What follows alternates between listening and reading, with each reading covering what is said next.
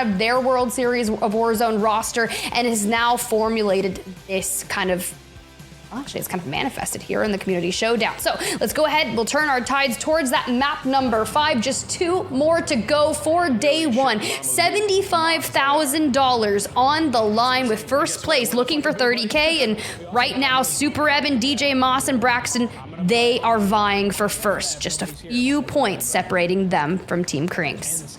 You know, it's funny, as we watch their early game, this is the first time we're able to watch it. We'll see if they're taking some of these hot drops, like you said. They're kind of taking some highly contested areas, or if they're looting up first, then kind of getting on their horse and flying around the map looking for eliminations. Obviously, finding eliminations. You know, it's interesting to note, and I think this is one of the teams we shouted out, the only team that doesn't have a single player in that trio playing with another player from their comp trio. I'll say that again. Hisoka, Shifty, and VonBot. None of them are playing with any member of their competitive team in Urzikstan. They're all playing together. Of course, Shifty and Hisoka have a lot of experience together, but they've kind of grouped up as thirds to all play together and play in this tournament together, and they're currently situated in 3rd place, which is pretty impressive after 4 maps, especially with a team that comparatively, quote-unquote, doesn't have as much chemistry as others, but all incredibly talented. Hisoka and Shifty, 2 of the best players to grace the game right now, so it's not surprising, and it is a team we shouted at the top of show, but watch out for that squad. In 3rd, with that type of energy and that type of prowess on the map, could see them kind of creep up on Super Evan's squad. All right. So now that we've kind of witnessed how Braxton, DJ Moss, and Super Ev get into the game, they're landing at Rostava Shops, which is a POI that's just on the outskirts of Levin Resort, and it's really tough to find unless you actually make your way into Rostava Shops. It's not going to be named on the map when looking at it, but Intex unfortunately cannot survive against Almond and Co, and Scummin has found himself in the gulag. Let's let this pan out, and then I'll kind of regain back on my train of thought. Scummin, peppered from the left, taking all the cash, little goblin. He took all the cash, but maybe he should have shot his gun first. He said, "Who cares?" Well, his team will likely be able to buy him back. But you know, it's a great shot what you were talking about at your location. I want you to continue that train of thought, Tiff, because that was the first time we've seen their start, and it was a very slow one. It was getting loadout first was the priority.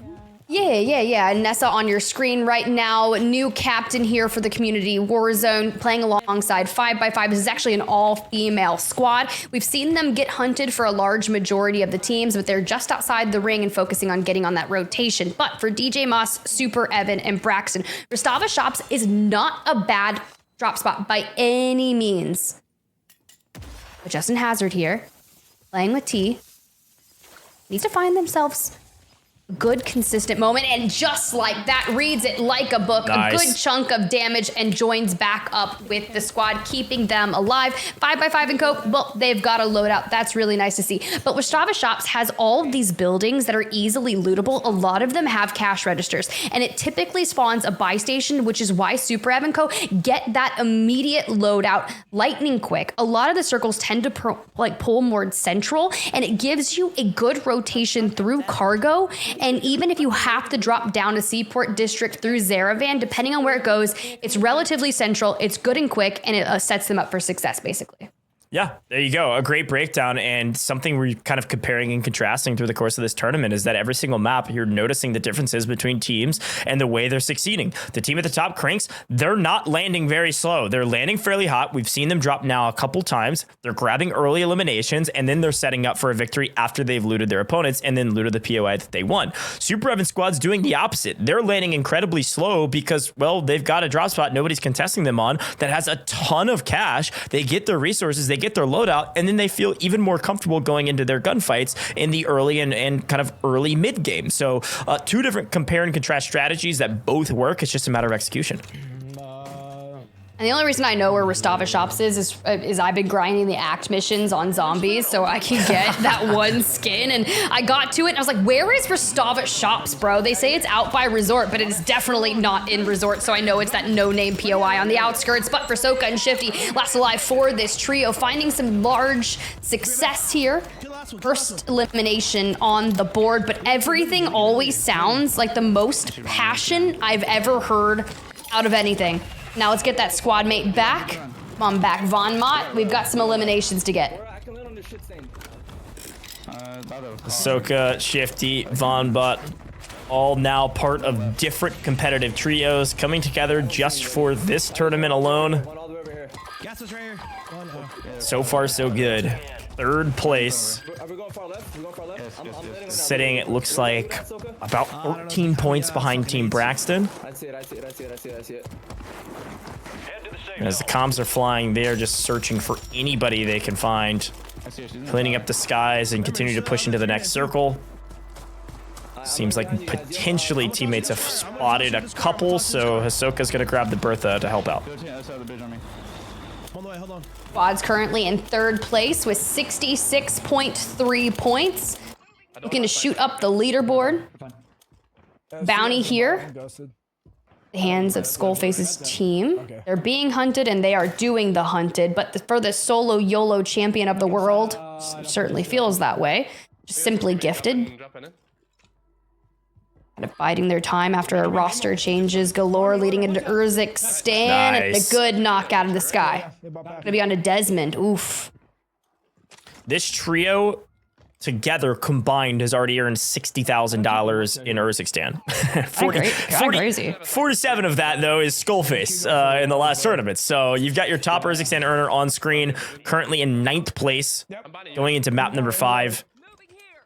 Everything, all signs pointing to very consistent gameplay and slowly ratcheting up the amount of eliminations they're getting per map to keep themselves into the top 10. I think they're going to be feeling very, very good about themselves if they maintain top 10 position going into day 2, especially because they're probably one of the best teams at strategy and adapting on the fly as a trio. Very clear, concise comms between this three. I think they've got a really, really good tournament ahead of them, especially going into day 2 where they can add on to some of the expertise they've learned throughout the first 6 drops. But there's no contesting that the team on your screen right now is the team at the top and one of the teams to beat. One of the 6 squads playing with their comp trio. Heavy hitting squads, full of slayers, strong IGLs. Top of the leaderboard by a sizable margin. He's on the roof. He's on the roof. On the roof. I'm right behind this. I got a trophy down. Come here. Ooh, and now you see the triple threat here. Slacked being hunted. You know exactly where it is. Likely bounty for bounty. Clutchbelk hitting all the pings in the world. If this was a random, I would lose my mind, but thank God it's a $75,000 customs, and I'm totally okay with it. Live pings are such keys to success. Information gathering tools, but sure, yeah, when they're spamming, definitely could be a little bit distraction. XLC holding down the bottom of the building. Clutchbelk is holding a different angle from a neighboring building across the street.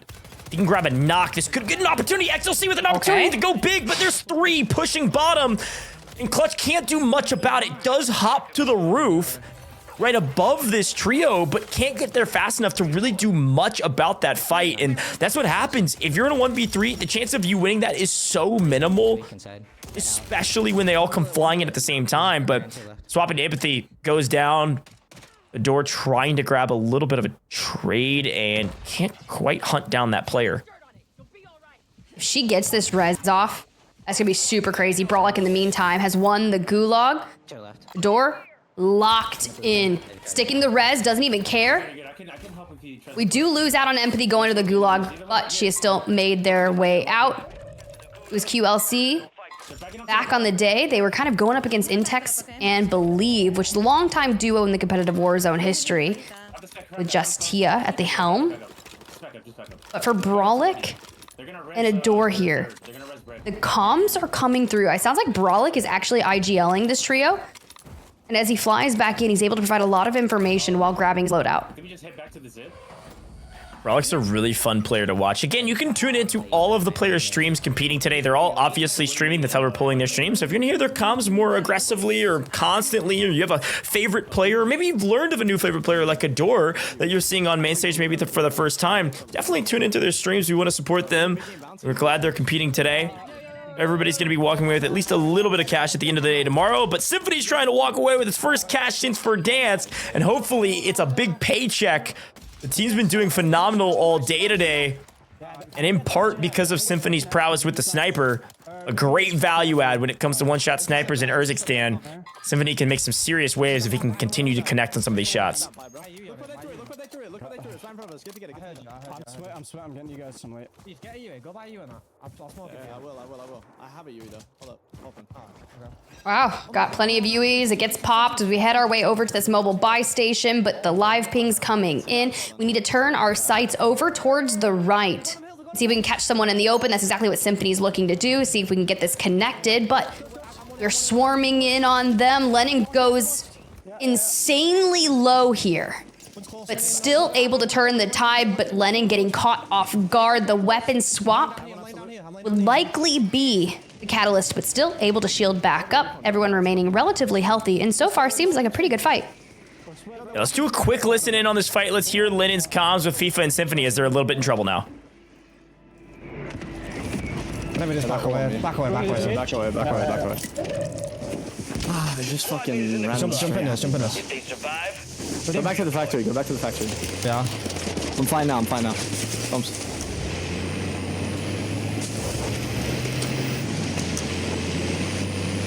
You could get top factory if you want to. I'm just gonna keep flying around. Come on. Nice. Steve, just see if they're pushing us. Get pings. Right here. They're not pushing us. Shucks is sniping, so I gotta be careful. Okay. Can I land on Belk's loot? Yeah, you can. He's on the stairs. You remember where he's on the stairs? Yeah, I know. We're shooting people here. Hold up. Let me just try again. Grab that big game. Nice. Such a big. I'm down. I hit the zip, you know, and try and move in. Big thing. Grab that big game. Yeah. It's this here. Make sure Wait, it's glitched. Fever's glitched. It's in the dustbin. You can't get it. Oh, you want me to grab it? It's glitched. It's glitched. Yeah. I mean, the question, nah, not yet. I mean, fuck. Yeah. Fun to listen into those comms, Tiff. Again, always can check out their streams, but as we kind of turn them up here and listen to how they play some of those situations, one, Symphony gets a pick from distance that actually formulates into a team wipe, right? So a big pick. But two, the big thing that a lot of these Warzone players do and these Warzone teams do that is a key to their success is that when they lose a player, they've got to know when to back up and reassess the fight from a different angle or after that player gets back from the gulag. And that's exactly what you heard their comms where they pushed straight to the vehicle. They said, back out, get out of the way, get out into the next POI, get around the corner, and then we reassess the fight. And they did a very, very good job of that to come back into that fight and potentially grab a couple more kills. But let's swap over to the team at the top, keep learning from the teams who are leading this tournament. You got Hate Adrian, gonna be their anchor / sniper for this. And you can see that we have yet again another north central zone for the teams that land in outside of resort, kind of towards Rostava shops. It will go to show you once again why that drop spot has been so incredibly vital, especially with a large majority of our zone pools going north. But for Crinks, they're already up there. They're positioning themselves quite nicely, but Clamp on your screen here. Getting that nice team wipe, but unfortunately that's going to be on Boss Lady Lily's squad, and Scripta and Co will fall. But as we move forward, we've got to pull a little bit towards pop-off power towards the east. But it's not too far of a rotation. Team right here. It's not. Yeah, full team right there. That pull me out just hits like a truck. I mean, the LMG meta, it's been a long time since we've had an LMG meta. I'm just glad it's not the Bruin. I really am. That Bruin shoots marshmallows in MW3, I'm convinced. It's wild. I mean, especially when you've got a bullet hose, it's like 100 bullets, especially trying to beam people out of the sky and things like that. Such a strong weapon. But back to the team right here, vying for first place. We saw their early game, gave them a bit of a break and have come back. DJ by himself is on 4. So the strategy we talked about with this team was land slow, get a ton of loot, cash is king, resources are king, get everything we need, and then fly at teams. And apparently it's working for them. 4 for DJ means the team probably has at least 6 or 7, if not more. And DJ's hitting stuff like that. No wonder they're at the top of the leaderboard. Probably won't clean it up, but even still, telling Clumsy to watch out. A massive shot. Look, they started in Rostava shops. They returned back here. They've just got to go a little bit further north. Kind of once again, a very similar zone. Can we hit this one? DJ, show us. At this point, leading your shot quite nicely. You'd be insane if you could get this through the trees. You get a crack. So yeah, we understand why Team Braxton is finding so much success here. About to usurp for the leaderboard if they can take down Team Crinks, who we just recently saw. So we're going up against Hate Adrian and DJ Moss, both the snipers and kind of anchors for those squads. Hey, the shots hit and keep shooting. They take a look back at Havoc. Haven't seen him in a little while, but they've been doing pretty well. Team Havoc, I believe, is still inside of top 15 at the very least, and is at 11th currently, 40.4 points, so certainly not even close to out of it, playing with Unrational and Huskerrs. An interesting squad to talk about. Havoc, of course, a former CDL pro for the Mutineers. And I hear his Challengers team this year is going to be crazy, so watch out for the guy in multi, but getting some reps in Warzone with some OGs in the Warzone scene. And it looks like they were able to at least clean one up from distance. There's Havoc finding another angle. It's now 4 for Havoc. I was actually talking to Huskerrs at Unrational about Havoc, and one of the things they said was that early in the, I think it was the COD King tournament, Havoc is one of the only kind of multiplayer pros that was in that tournament that really could actually hold their own in Warzone. So definitely not sad about having Havoc as their team captain, especially because he's already on 4 of this map. That's actually pretty cool. And Loki gets me pretty excited for challengers and to see kind of the future of multiplayer as well. I do enjoy watching it, but for Adrian, Crinks, and Aydan, down to 1 member. It's Aydan. Damage going out. Hitting for flesh. Must be literally 1. Yeah, Tiff, this is probably the first opportunity to dethrone this team. If Aydan falls here with the gulag close, okay, he does get the buy off, and this is kind of a classic strategy: smoke the buy, sprint to the buy, get the buy, and then run away as fast as possible, or at least get the cover. That was a very precarious situation. If Aydan goes down there, there's at least a window of opportunity for somebody else to take first place, but they're at the top of the leaderboard for a reason. They get everybody back, all 3 up. Aydan spots his opponent, and Ego chows it with low health and can't win it. It is Symphony inside that grabs the victory there, but at least has both of his teammates back. Look, if you think back to when you and I were both in FIFA Kills stream this morning, and they were talking about Symphony basically saying he's cannon fodder, we use him as bait, especially in those close range engagements because, you know, M and K, right? And then we see clips like this up against Aydan. He's not really cannon fodder, Ghosh. Nah, he's been playing fantastic today, even in some of those close range encounters. It's the better of Aydan there. We'll see if they set up well for the end game. 6 circle and closing, 11 trios left. Top 8 is where you want to get to, and then it all comes down to eliminations, and all of a sudden Super Evan getting shot from multiple angles. Smoke should help. Maybe gets this revive off. Gotta keep spamming these smokes. You gotta get into this next zone and also make sure every angle is covered. They have a nice bit of cover here because of the high ground, but they've elected to drop down and use this berm for cover as they lose 1. It's DJ getting sniped by Adrian. Sniper on sniper violence. I'm getting pushed. This is a big fight here between the 1st and 2nd place teams. There's one down up there. He's on a... Wow. And now, Kaylee, Dongy, and Scummin, 3 alive into the top 10. Now, granted, this team already knows they have what it takes to win. Map number 2 victors here, trying to fight back into the top 5.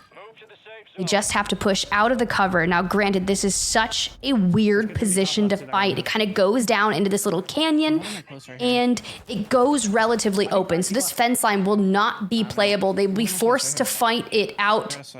And knowing there's so many snipers, how do you approach this? Well, you smoke and run. Smoke and run. Little to no resources for Kaylee, but quickly finds an elimination and grabs another player's guns. Should be able to utilize at least some of these weapons and resources to her advantage. A little bit of room left on that gas mask if they need to make a play. And now that Scummin's got the LMG in hand, they've actually got a great position here on edge of zone with a bit of high ground. They spotted one out. Can they get the knock? No, not quite. And a sniper on the right-hand side. Scummin just chows it. Says, try to shoot me through this recoil. No chances. Flinch left and right. Try to snipe. Scummin just holding down the position and gets it and gets the victory.